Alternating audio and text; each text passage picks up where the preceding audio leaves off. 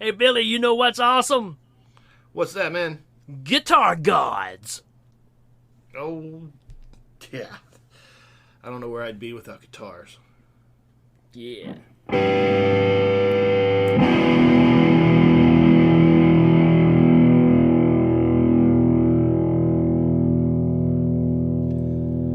All right. So I'm going to start off this episode of Guitar Gods real quick because in the pre-roll we were talking about Rick Allen from Def Leppard, the drummer with one arm. I don't know if I've ever told you the story about how like my neighbor gave me a set of drums, and it was an electronic drum set. So I'm trying to teach the girls how to play drums, and I'm trying to get them to follow just a simple little 4/4 rhythm, like not even using their feet really, just their hands, just like tap tap tap tap. Right. I'm like, okay, and they're whining and they're losing their bones and they're falling sideways and you just can't do it. It's just too hard. So a couple days later, we're driving in the car and a Def Leppard song comes on. And I was like, hey guys, you hear this song? They're like, yeah. I was like, the drummer for this band only has one arm.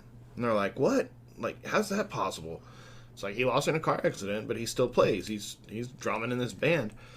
And they're like, wow. I was like, yeah, so if he can do all of this with one arm, then you certainly can do half of that with two. They didn't care. But from then on, now whenever they hear a song, they just play the air drums with one arm instead of two because they think that's cool. Wow, lost in translation. Yeah. Yeah, like, you're gonna have to get a little bit older for these dad isms to really sink in because you're not getting it now. So you come from a very musical background. Yep. What's some of your earlier memories of not necessarily guitar godness, but just like music in general? Kind of like what's your base?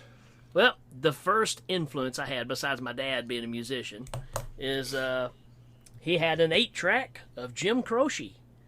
And Bad Bad Leroy Brown was the first song I sang. It's even in my baby book. That Bad Bad E-Boy Bound.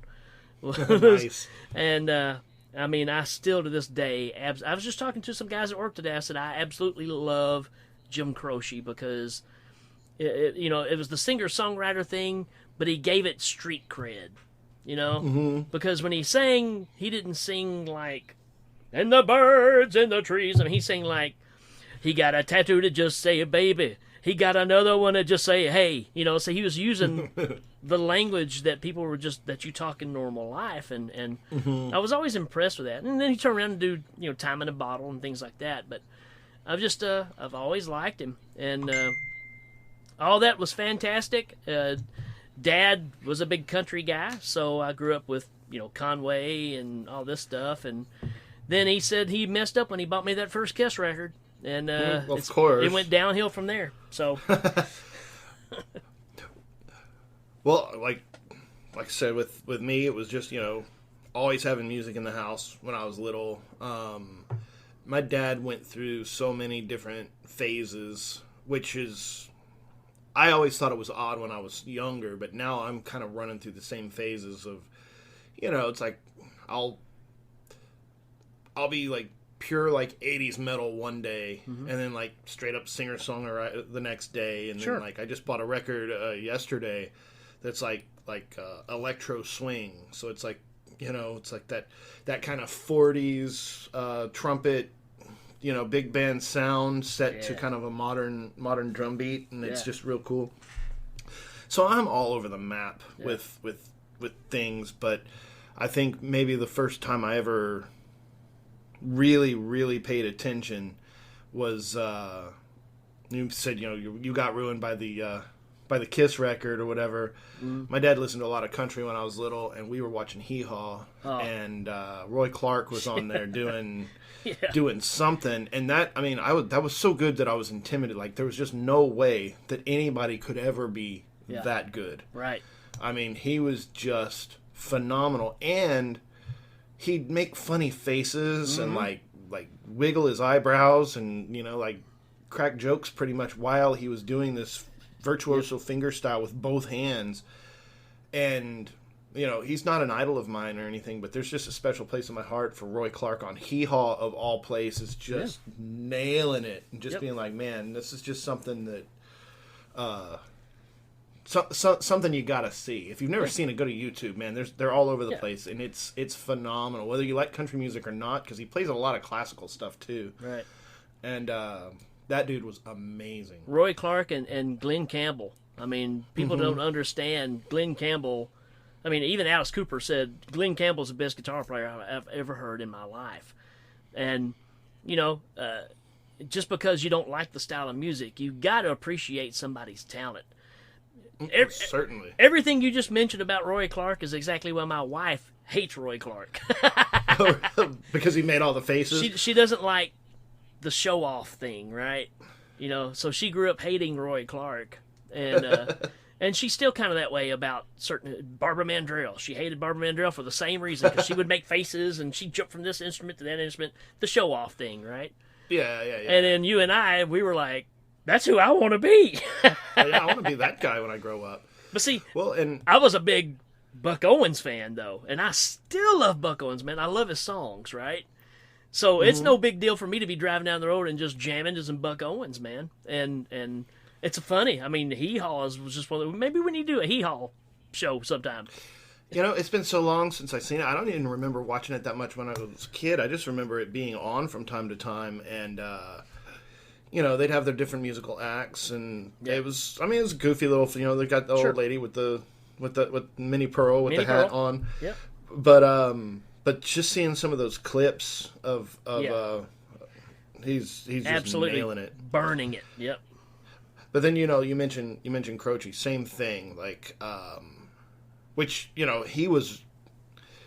If you've ever, I'm sure you have, but for the listeners, if you ever look Jim Croce, you've heard his songs, probably on the adult contemporary or classical music station, and it's a romantic singer-songwriter sound. But then if you ever watch him play, he and I can't remember his partner's name, the other, but they were virtuoso fingerstyle players, and they're both playing fingerstyle accompaniments to one another, and so it makes whatever chord they're happening to play, like maybe it's a G chord, but it's a G chord with like 30 notes in it because of the way that they're playing it, and it just fleshes out the sound. And you realize that studios will overtrack and overlayer. Professional musicians will overtrack and overlayer their guitars to make them sound bigger and deeper and more full. And these two guys were doing all of that by themselves with, I guess, one of them's got a 12-string and the other one's got a 6-string, so, 18 strings, but still...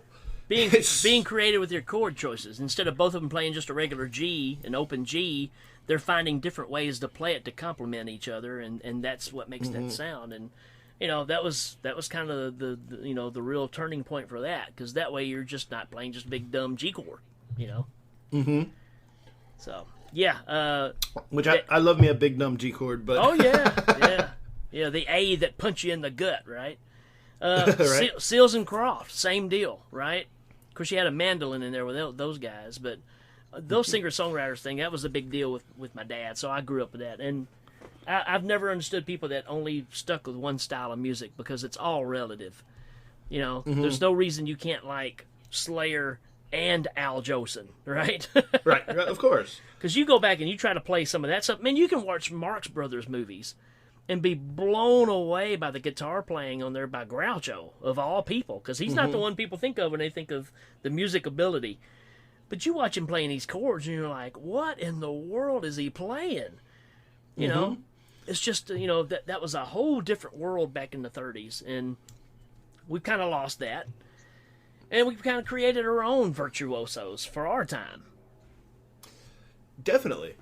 And like you say, just I think a lot of these guys, especially, in the 30s, with television and even radio being such a relatively new medium, remember these old stories of basically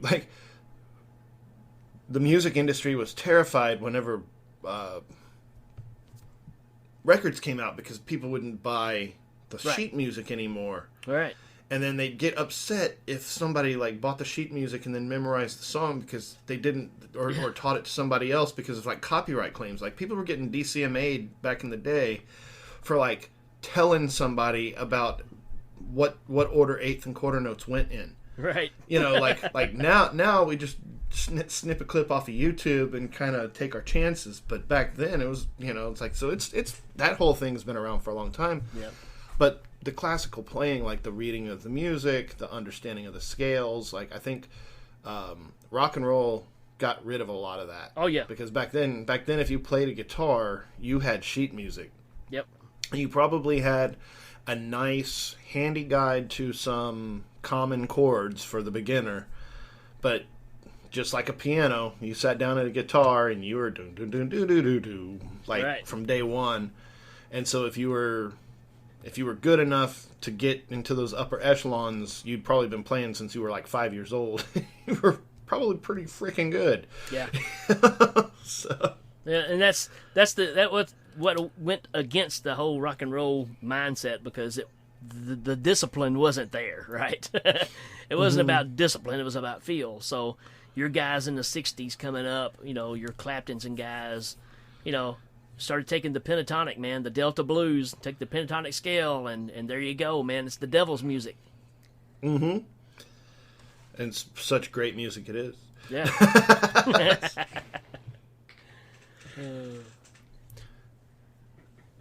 But yeah, so going through, you know, coming up, you know, just always being a fan of music. Then, you know, you have your, I'm going to say like my formative years, because music was always in the house. So we always had stuff. And then I don't remember how old I was. Well, I could tell you how old I was. It was like 1986, 87. Like we had like NXS, Def Leppard, Bon Jovi, a lot of these, you know, the anthemic guitar rock of the 80s was about to get, you know, turned over by guys like Guns N' Roses and Metallica, but you still had that like that big sound, that big 80s lead guitar sound, and but then for me, probably the biggest game changer. No, the game changer for me was going to be Guns N' Roses and Slash. Yeah. But prior to that was going to be Jimi Hendrix because, you know, something was on. Somebody did a cover of something, and you know, either my uncle or my dad was like, "Oh, you know, you like that? Here, you need to listen to the original." And it was like, and that's one of those, like I've joked, but like with Jimi Hendrix with no chemicals whatsoever. That all came later, whenever I was an older kid. So I wasn't when I was like 9 or 10.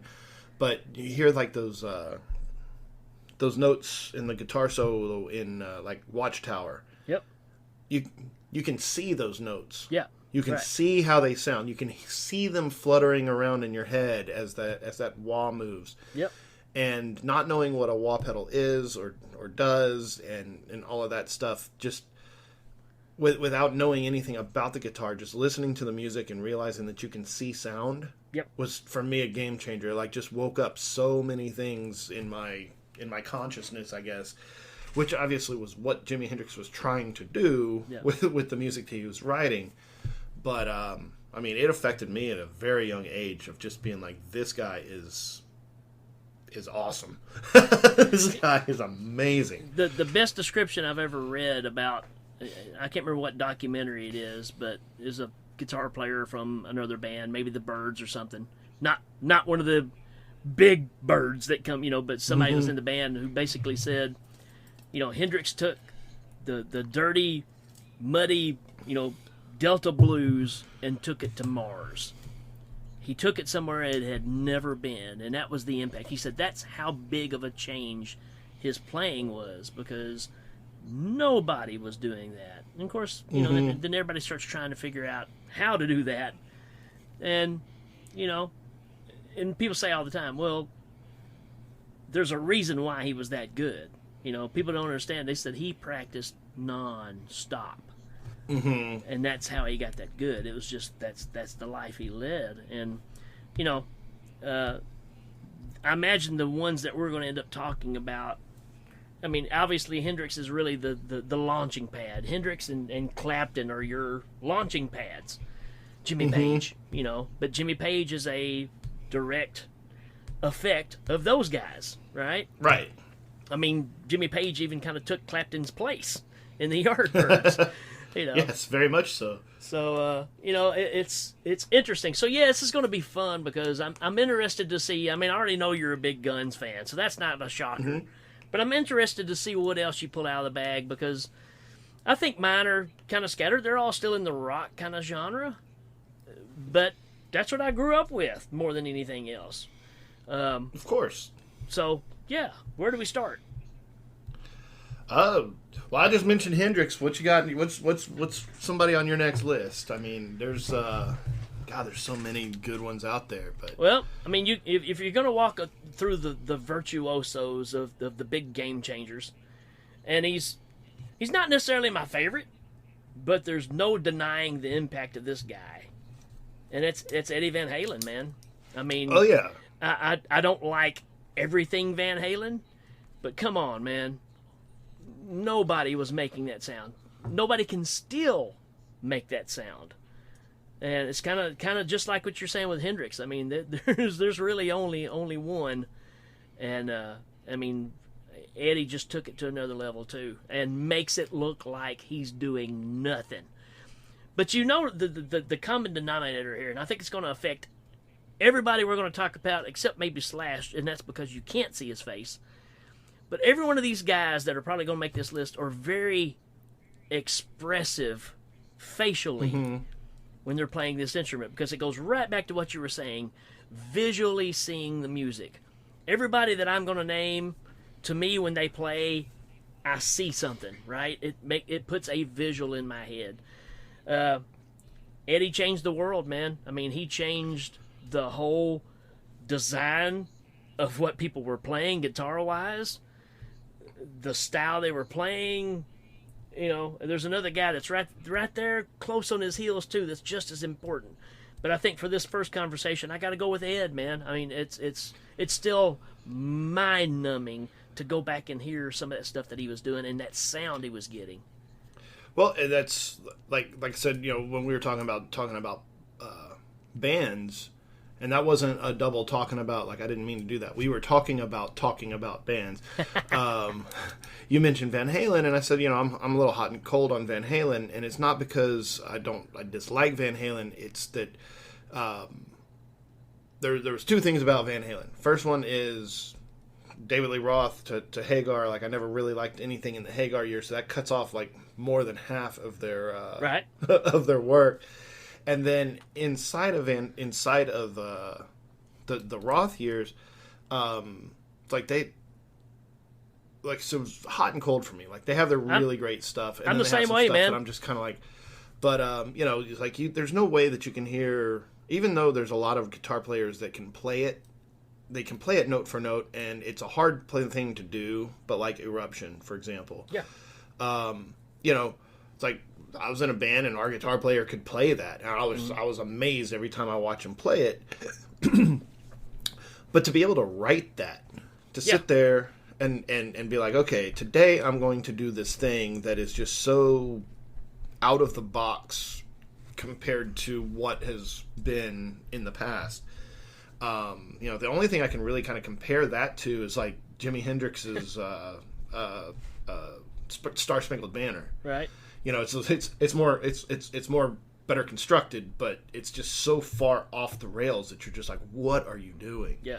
And then know that Eddie used to like face away from the crowd to do his little tapping technique because he didn't want to let everybody know what he was doing. That. Right.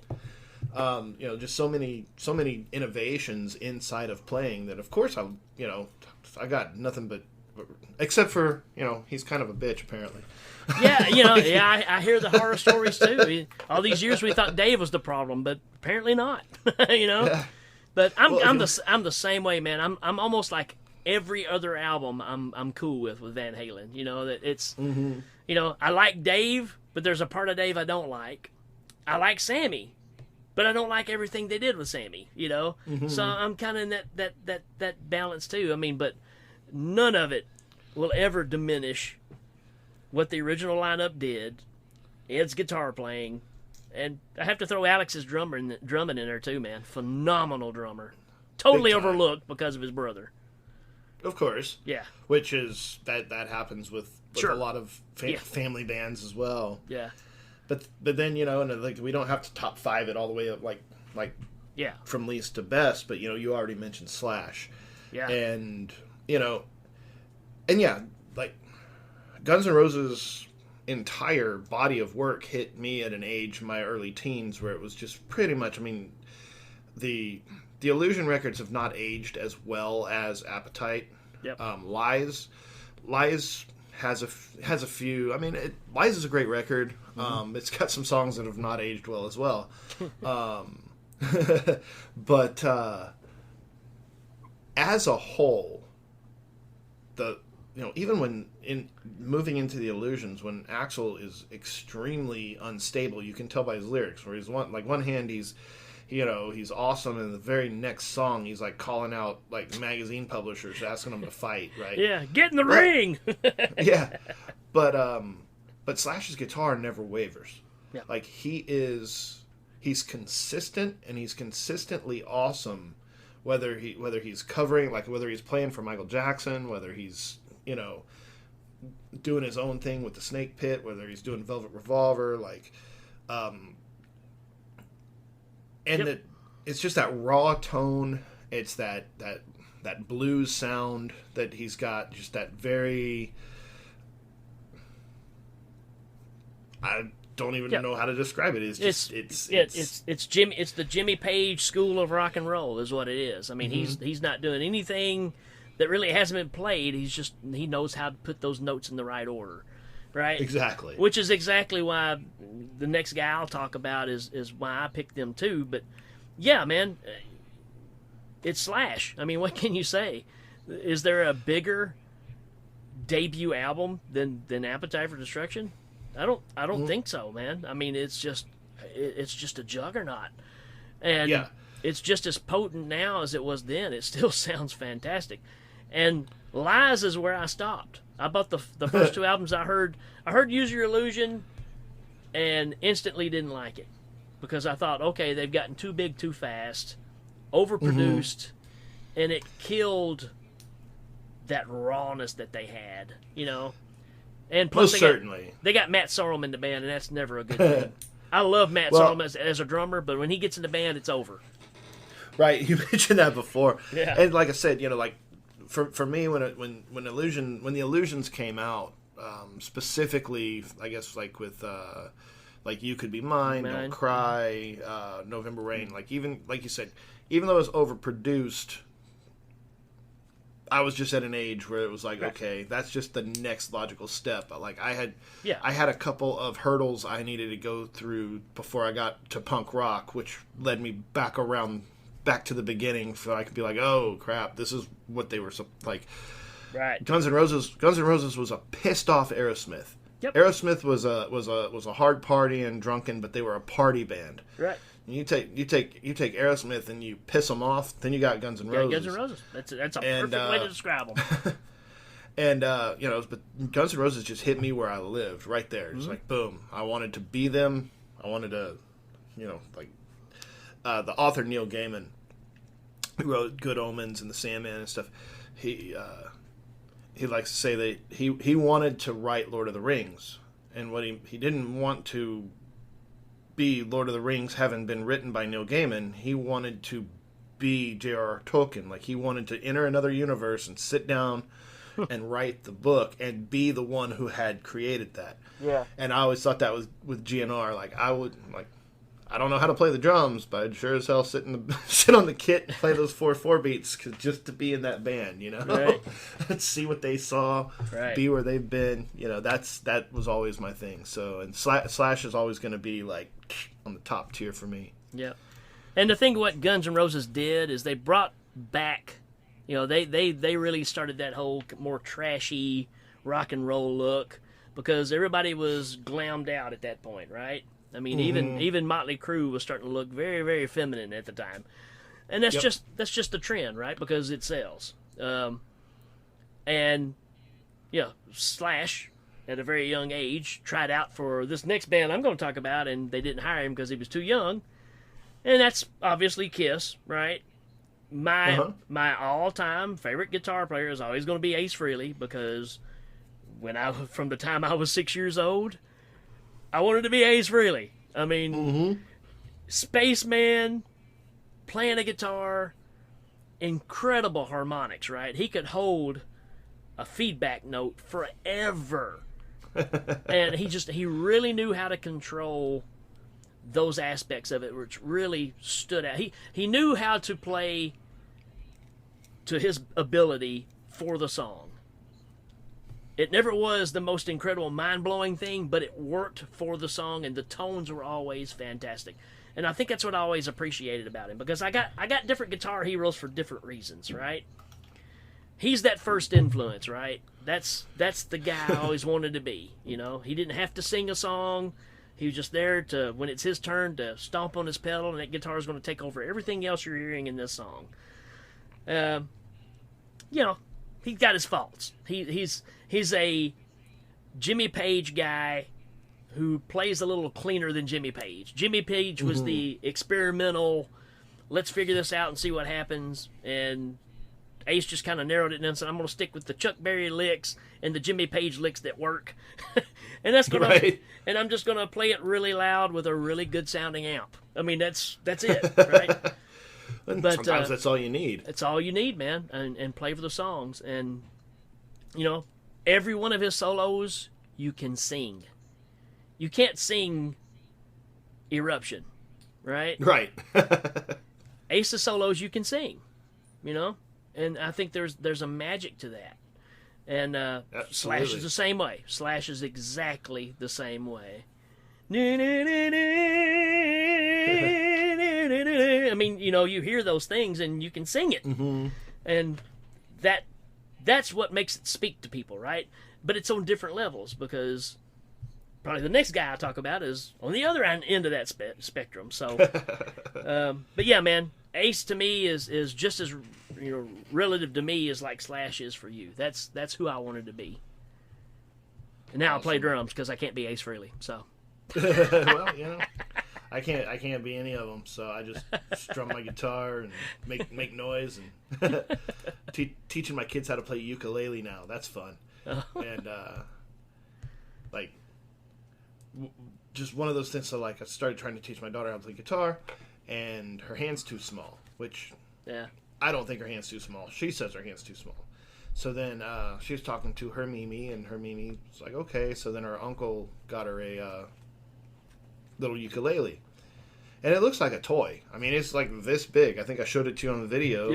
Yeah. So I was like, okay, well, let me see what this is about. So I found a little YouTube tutorial and learning how to play the ukulele, and I'm sitting there playing this little tiny pink ukulele that barely fits in my hand. I'm like, okay, that's not so bad. Like, she can learn this. This is pretty easy, actually. Yeah. So then I had to buy one of my own, because I can't teach her with On hers that one, while I'm not with so I bought myself one, but I got a bigger one that my hands will fit. But yeah, dude, that was the thing, going quickly back to Slash was just those, I didn't need to be like super rock star. I just wanted to be able to play the songs. I wanted to be able to, it's like, something like Patience, for example. It's like, okay, well, it's acoustic guitar. He doesn't really have effects. He doesn't have any kind of special equipment. You don't even really need to plug in. You just have to know how to play the instrument. And that's what inspired me to learn how to play, was songs like that, again, just big dumb G chords, because there they are. I think that's where it starts for most people, though, because you try to reach for the things that you feel are tangible, right? Hey, I might can actually pull that off, right? Mm-hmm. Then you build your vocabulary from there. So yeah, that's also an influential thing, right? Because a lot of the music that we start off liking is not really difficult stuff, but at the time it just kind of speaks to you, right? And that's what you build off of. So yeah, I mean, I think anybody in the right mind would want to be able to play anything Slash plays, right? Yeah. If you can play it at least half as good as him, then you're a pretty damn good player. Exactly. Yeah. Let's see, man. My next guy is like everything's been soft and melodic, but my next probably I wouldn't say influence, but just love this guy was Dimebag Darrell. Oh yeah, from Pantera. yeah, I saw Pantera live several. I mean, they're from Dallas, right. so I mean, I saw him. I saw him in smaller shows and then big stadium shows, and he was that band. You know, talk about getting overshadowed by your brother, because Vince Paul was the drummer, and he's Right. a phenomenal drummer. Yeah, he is great drummer. But Dime could take that guitar and from and you know, well, he tuned down to like C, but from like the open E string to the highest note and everything in between, and you know, they stopped letting him compete in guitar competitions because he won them so easily. Right. Nobody could even touch him whenever he was a teenager, like when he was in high school. And you know, like Pantera was one of those bands, like kind of in that same, you know, it's like when Guns N' Roses kind of hit me in that early, you know, like late preteen, you know, early teenage years, and Pantera started hitting when I was about, you know, 15, 16, 17, when I started getting angry. They were the perfect soundtrack to a lot of summers at the pool, driving around in cars, you know, shenanigans. You know, we'd go to shows, see all the bands, and, you know, it's like, so the world went to grunge, which I like grunge. Like I like all the Seattle bands. I liked grunge. I've got a great album collection full of a whole bunch of one-hit wonder bands, you know, like Marcy Playground and stuff that just popped in, but they turned out to actually have really great records. Right. But yeah, you know, like I'm a music guy, so I just, you know, like I don't buy singles, you know, like I buy records. Yeah. And if mine was Veruca Salt, man. I love Veruca Salt. Dude, absolutely. I saw them once. They're awesome. They're amazing. Yeah. And but yeah, but Pantera for us was a big one. Pantera was, you know, we'd go see them anytime they came to town, and Dime would just go out like one-handed, man. He's like taking a drink, and he's just one-handed, and he is just tearing it up. Through a solid state amp too. That's the thing, is you know, so much of that sound was because of what he was using, and you know, it's hard to make people that are not musicians understand. Solid state is something that most guitar players go, no thanks. Right? Well, he even said in interviews, like, I know it sounds like crap, but it's my crap. Like, he's just unapologetic for it. It's like, it just works for him. Yeah. This is what he's playing. That's my sound. And, yeah. And, but yeah, man, it's like, that's one of those that's, and after they broke up, I was always holding out hope, because, you know, even whenever, you know, they're getting heavier and heavier and heavier, and you're like, okay, there's no way you can get even heavier without it just being like for an hour. You know, it's like you just put the drums on speed and just it's just a grinder. It's just a marbles in a blender. But yeah, that would have been cool to have them back for a little bit. But yeah, you know. And why did Dimebag play so well? Because of the next guy I'm going to bring up, who I'm not an overall, he's the greatest thing that ever happened, which is probably going to get a lot of flack about, because he was another trendsetter. And you got to go with Randy Rhoads, man. I mean, big time. The neoclassical influence is pretty much, and go with Ritchie Blackmore here as well, because those two guys, the styles that they were playing is everything we were hearing all the way up to Guns N' Roses. The style that those guys were playing was the influence for all of those guys. The Reb Beaches and Pederelli, you name it. All these guys heard what Randy Rhoads was doing. I mean, seriously, every band started pulling from that neoclassical style that Randy Rhoads started. Warren DeMartini, incredible guitar player. Heavily influenced by Randy Rhoads. There's no denying it. I mean, you know, and the list goes on and on. Our period of music, or specifically my period of music, would not exist without Randy Rhoads. And, one of the best albums ever is that Ozzy Osbourne, Randy Rhoads tribute where he's lifting him up on the cover. Yeah, the live album. Yeah. So young too. Whenever he passed, just getting going, man. Just getting going. To see what he could have accomplished, because I mean, you're right. Randy Rhoads is amazing.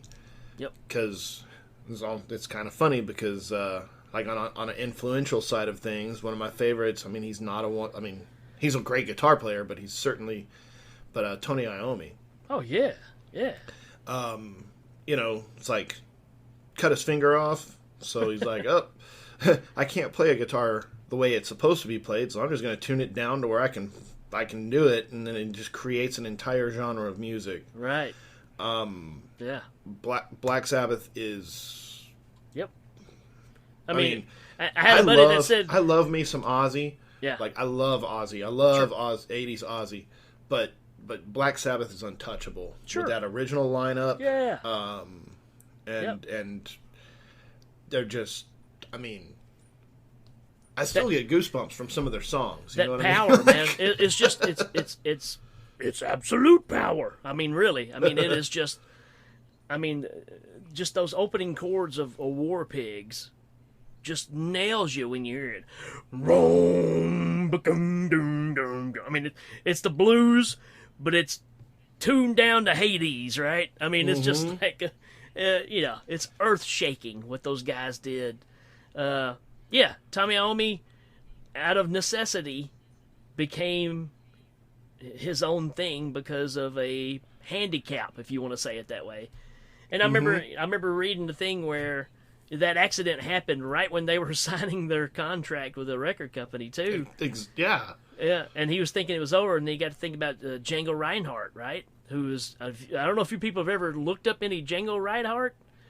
Dude had, 2-3 fingers total on his hand, and can burn it like mama's biscuits, right? And he said, if that guy can do it, this is kind of like your Def Leppard story. If that guy can do it, then I can do something. And there you go. That inspiration, man. Big time. Yeah. So, yeah, I mean, and then you think about all the guys that are in that under that umbrella there. You got Iommi, you got Blackmore, but then you think about all your breakaway bands from that, right? So you get Vivian Campbell, right? Who's like the marriage of both, right? Writing the big heavy riffs, but then also, pulling in that heavy influence, but the Randy Rhoads style playing as well. All those guys. Gary Moore. I mean, come on. Gary Moore, John Sykes. I mean, we could sit here and go all day. George freaking Lynch, man. Yep. I was about to say. Mr. Scary. Just so much. Well, and that's the thing. That's the thing whenever you completely define a genre. Because, talking to my dad about the history of rock and roll, because he would just go off for hours. Like, he just loved it. He just, remember on MTV, the guy Matt Pinfield? Oh, yeah. He would just talk about bands and then, go off, these guys were in this band with this band, and then talk to this other guy who was in this band, and then they wrote a song together and formed this whole thing. My dad could do that. He'd talk about bands and players and instruments and relationships and that kind of stuff. I'm into that too, man. I've got the rock and roll kind of family tree, right, where it all connects, man. That's why I said it's hard to just diss a different style of music, because everything influenced somebody, right? It doesn't necessarily have to be from the same genre of music, because one of the biggest guitar players on the planet was influenced by the 60s guitar players, but he was also influenced by 40s ragtime and stuff like that, right?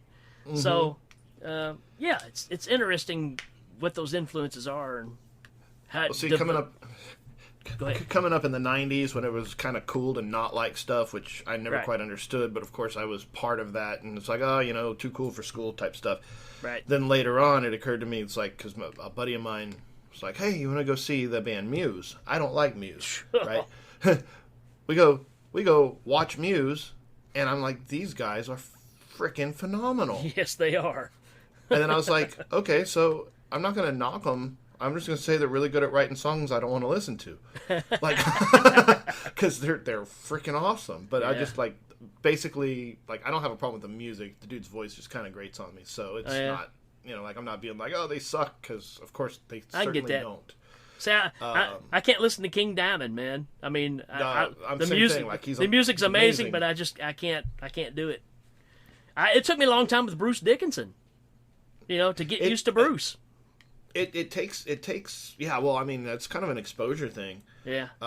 With Iron Maiden, I was the same way. Iron Maiden kind of skipped me because by the time I was back into that kind of new wave of heavy metal, I was on to like Metallica. Yeah. You know, like Metallica, Pantera, that kind of world. So that melodic '80s sounding metal for Maiden. Like I missed Maiden when I was a kid. I didn't really quite catch up with them.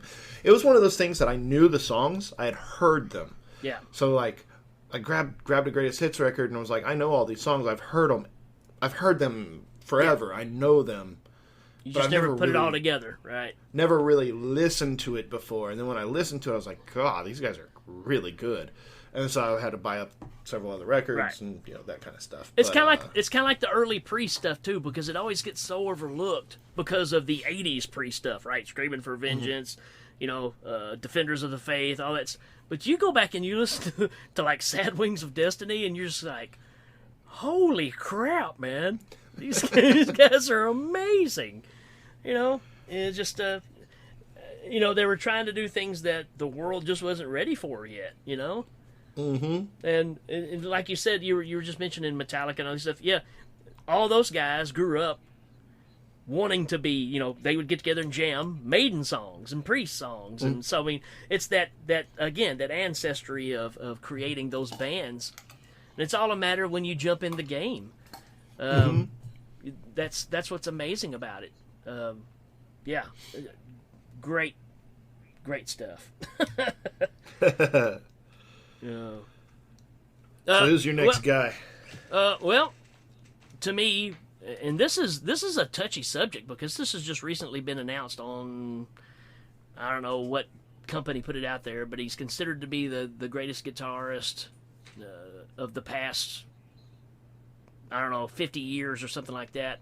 And the number one spot went to Brian May. And a lot of people are like, why? Yeah, I saw that actually. And I'm like, obviously you've only heard the hits. Because if you go back and you really listen to what he did, his contributions to music is phenomenal. And I mean, I think all of those polls always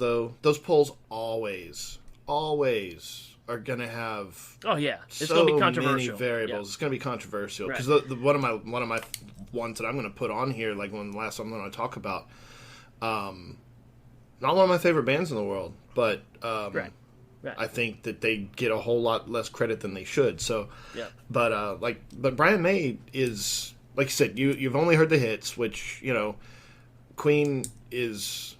I think Queen is a kind of a juggernaut now.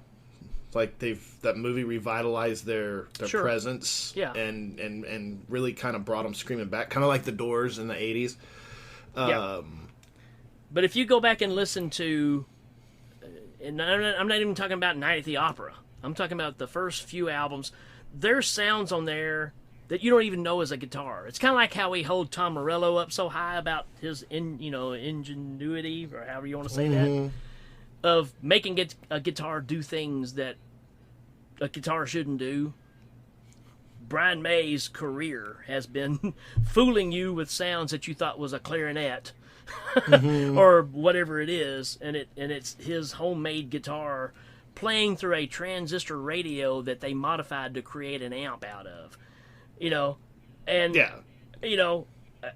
The thing with the harmonies, I mean, his live solos with the harmony where he's playing the harmonies in a cycle all to himself. I mean, it's genius. And his heavy sound, when it kicks in, there's really not anything any bigger. Listen to Princess of the Universe, right? Off of A Kind of Magic. That's one of the biggest guitar sounds ever. So, was he a shredder? No. He was a blues guy. But he had a background in jazz and big band. But he also had the idea of doing something nobody else was doing. which is really what sets you apart, right? Same thing Hendrix did. But instead of it being from a musical talent, it was a creating your own sound. You know, he was trying to shape the sounds in his head. It's the same thing everybody accuses the Edge of being so great at, right? Yeah, dude, you accidentally hooked your, echo pedals up backwards to your amp and it gave you this sound, and now you're the coolest thing that ever happened. I hate to tell you this, but the 16-year-old guitar player that was in Flock of Seagulls was doing the exact same thing. Yeah. But Brian May is on a different level because of the harmonies, putting the things together, the sound. I just think he's one of the most brilliant guitar players. And again, another guy that it wasn't all about the guitar playing. It was about playing for the song. Well, and you'd have to think being in a band with Freddie Mercury, just with his with his chops, with his vocals, with his charisma. Yeah. But if you're going to sit there in a room and you're going to create and you're going to be like, okay, so first we're going to start with, we're going to grab an acoustic guitar and a piano and we're going to just start, writing some verses and stuff. That kind of elite, upper echelon talent, it's going to push you to do stuff that maybe wouldn't have otherwise thought. Because Queen's awesome. Brian May's awesome. Like gonna make you a better musician to be around people that are way better than you, right? Mm-hmm. You ever think of it that way? I've always liked my favorite band situation that I was ever in was at a band that was doing pretty well. We actually went and played in New York quite a bit, and I was the weak link, and I was happy with that because if I know I'm the weak link, then this band is strong. Because all I got to worry about is me messing up. Yeah. You don't have to be listening to everybody else. Right. I don't have to worry about, oh no, somebody's gonna drop out here or whatever. I didn't have to worry about that. And that's this band right here. Queen was one of those that every one of those guys were brilliant at what they did, but you had Freddie Mercury in the band. It's kind of like being the drummer in Yes, right? It's like, well, what do you want me to do? I mean, yeah. Well, and it's like, if you think of a band like Queen, which the biopic apparently was not, it was like, I read a thing that was like, nope, that's not how they were at all. Oh yeah, I could have told you that. It's like no, that whole that Live Aid thing, it wasn't the coming back of a band that was on the verge of breakup. The reason they were so awesome is because they just came off of 12 weeks of constant rehearsal. Yep. And I'm saying 12 weeks of 8-hour rehearsals per day because that was their job. They went in and they played and they nailed it because that's what they were there for. Well, they just got back from Rio. Yeah, they got back from Rio de Janeiro where they played one of the largest outdoor concerts of all time on the Works tour, and this was this was them. They were actually taking a break and got called back in to do this, and and it's funny because it's considered to be this landmark achievement of the band.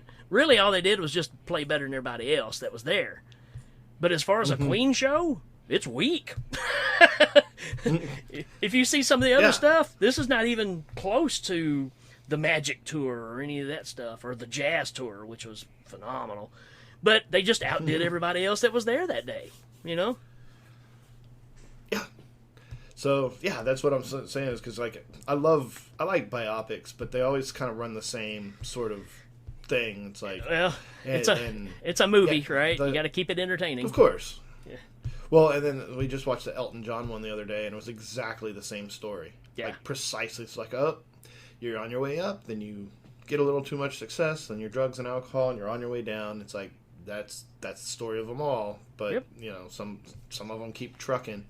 But it's like, can you imagine being the opposite? Because I was big into the Doors, and all the four guys in the Doors were classically trained, extremely jazz, college educated in music. Right. And then Jim Morrison comes through and he could sing and he could write, but he's such a loose cannon that the other guys are just like, who's this guy? But he's their secret sauce. Right. Well, but I've always looked at Kiss that way too with Ace Frehley because they're putting the band together, and the three of them are serious. They don't have a guitar player yet, and they're talking to Bob Kulick, who's the guy that had the gig. And Ace comes walking in wearing one red shoe and one orange shoe. Walks over and plugs into an amp and just starts playing. They're like, who the crap is this guy? Hey, buddy, you need to turn that off. Go wait your turn. And they said, it was Ace, and said as soon as they started playing together, said, this is it. So it's that secret sauce, right? That one more thing. It may not be perfect, but it works to complete the puzzle. Mm-hmm. Yeah, Jim Morrison is, another. He's a runaway train phenomenon. Mm-hmm. Yeah. We have to do a singer show. We've turned into the singer show. Hey, I think we're just talking about bands, but and we're kind of running up on time. But and if you've got others, then be glad to talk about it. But another, to me, an influential guitar player that does not get the credit that he should is Adam Jones from Tool. Yeah. I think it's bizarre. A lot of these magazines aren't even around anymore, but even up to like 15, 16 years ago, Tool kind of took the world by storm. Right. And whether, it was certainly by design because they didn't like to show their faces, they were pretty antisocial. So they didn't play kissy face with the media. Right. But you listen to every band that exists before Tool, and then you listen to every band that tried to be a band after Tool, and every single one of them sounded like Tool. Absolutely. Like all the stuff that's on the alternative rock radio now, every one of those guys has a guitar in drop D. Right. Every one of them is running those riffs. You're always going to hear those squealing 1 and 2 note. Pitch harmonics. Yeah. The pinches. There's just kind of stuff but Adam Jones didn't. Adam Jones had his own influences, but Tool just did whatever it was they were doing without sounding like other people. They didn't sound like anybody else. They just kind of, and a lot of Tool's sound came from Adam Jones, just like you say with Brian May, just playing around with his guitar, seeing what he could get out of it with different volumes and effects and stuff like that. And just, they'd be like, okay, here's the top 10 most influential bands, or, top 100 most influential bands, and Tool wouldn't even make the list. And I'm like, that is a lie, because that's crazy. I know of at least at least 24 bands that have made it, that are a direct progeny of Tool. Tool's a lot more influential than they get credit for, and Adam Jones is all of the guys are equally important, but the guitar sound in that band, the thing I think that really made them stand out musically, was his experimentation and strange textures and stuff. Right. Danny Carey is one of the most greatest drummers too. Yeah. Phenomenal. But I think, and for me too, because coming out of that grunge, I always like the dark side of stuff. I'm talking Dimebag Darrell, Tommy Owen, Adam Jones, with little heart bubbles coming out of my head because they're just so awesome. But all right, so I've got a little short list. I got to throw these people out there real fast. No real particular order except for one, but Jakey Lee, one of my favorite guitar players. Is he Randy Rhoads? No. And I don't really like to compare his Ozzy stuff. When I say Jakey Lee, I do like the Ozzy stuff, but the Badlands stuff that he did, great albums, great playing. If you've never listened to those, definitely check those out. If you can find them, they've been banned. So, wow, there's a whole story behind that. We'll get into that sometime. Yngwie frickin' Malmsteen, man. Oh yeah, I was a huge Yngwie fan. That really opened my eyes to the possibilities of a guitar, right? he took what Randy Rhoads was doing, and took what Paganini was doing on the violin and just turned into. It's just to this day, I'm still just amazed when I hear some of that stuff. Just phenomenal. Satriani, the guy that's just again knows how to write an instrumental and make you sing along with it. and just those crazy sounds it gets out of it. Who else? I had another one. Richie Kotzen. Have you listened to any Winery Dog stuff? Mm-mm. Winery Dogs is Richie Kotzen, Billy Sheehan, and Mike Portnoy together. Oh, wow. Unreal. One of the best. I mean, there's a video out there of a concert. You can find it on YouTube. Unreal, man. Now, Richie Kotzen is a virtuoso, right? Mm-hmm. I mean, he kind of got lost in the mix. Ended up playing in Poison when CC left. Ended up messing around with the drummer's wife and got kicked out of the band. Oh, no. But he's one of those guys that, and you ought to hear him sing, too. I'm telling you, as soon as you get done with this, go check out some Winery Dogs. You're going to be floored. Okay. But he plays, and he, like I said, he's a shredder guy. But he's playing a Telecaster, no pick, and just freaking burns. Unbelievable player. So my last one I'm going to throw in the ring, and I'm sure I'm lifting out a bunch of people going to go, oh, what about this guy? Well, I can't fit them all in here. If you take Hendrix, Eddie Van Halen, Brian May, I forgot to mention Ty Tabor from King's X. Ty Tabor's a phenomenal guitar player, great tone. But you take Hendrix, Brian May, a little bit of Yngwie, Eddie Van Halen, you put them in a blender, and out comes Nuno Bettencourt. There you go. Because he is really the amalgamation of all that together, man. He's too good for his own good. He's the Brad Pitt of guitar, right? You hate Brad Pitt because the girls all like him so much, but then when you see a movie he's in, you're like, you know what? I get it. He's pretty freaking awesome, right? That's Nuno Bettencourt, man. You hate it because the girls are swooning, but my Lord, is there anything the guy can't do? And all of you are going, what? From Extreme? Yeah, absolutely. If you only know the hits, then you are really missing out. Pick any album. I don't care which one. Your face is going to melt. Well, there's so much of that too. Like it's like I mentioned, just off the cuff a few minutes ago, like Marcy Playground. Obviously not a guitar, not a guitar record at all. But they got that one hit. Mm-hmm. They got one hit, and it is the least best song on that record. The whole record's great. That song's pretty good.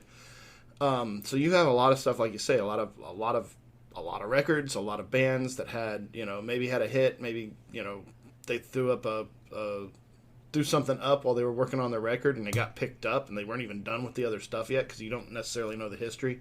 Right. But there's a lot of gems, hidden gems in there. I always wondered too, like with radio, like because the record's a property already, like the record company. It's like, why don't we do like Empire Strikes Back is the #1 movie in America. It's like, why couldn't you just come back through a record and like release a single off of a record that's already been out? Like, yeah. I never understood why. Because it's all about trying to fit in with what's currently going on, and you're trying to find that sound, right? So you're trying to find the next song that sounds like a Katy Perry song. And once you do that, it's over. Once you try to sign 15 other bands that look like and try to sound like Guns N' Roses, it's over. Yeah. And that's the problem. That's the reason you see this turning of the music, because it gets stale. There's always room for the original, and then you get all the copycats, and that's what ruins it for everybody. I mean, it happened to my favorite genre of music, during the 80s hair metal stuff. It went from Priest and all these bands to Trickster, and you just kind of went, I'm done, Yeah. Got to go find something else to do. Yeah. So. Oh, man. Well, this one was awesome. We were right up against time, so I'm just going to shout out to the Facebook group. You guys keep it coming. Keep the questions coming at us. We'll keep the shows coming at you. Post your favorite guitar players. Put your pictures of your favorite guitar players on the Facebook page. Who would you like to see, living or dead? Who would you like to see come back and for one more show? Because man, there's a lot that I'd like to see. But yeah. Well, cool, man. Well, I think this is it for today. We'll do a singers episode next time, because that would be fun. Yeah, that's cool. All right, man. We'll talk to you later on. Right.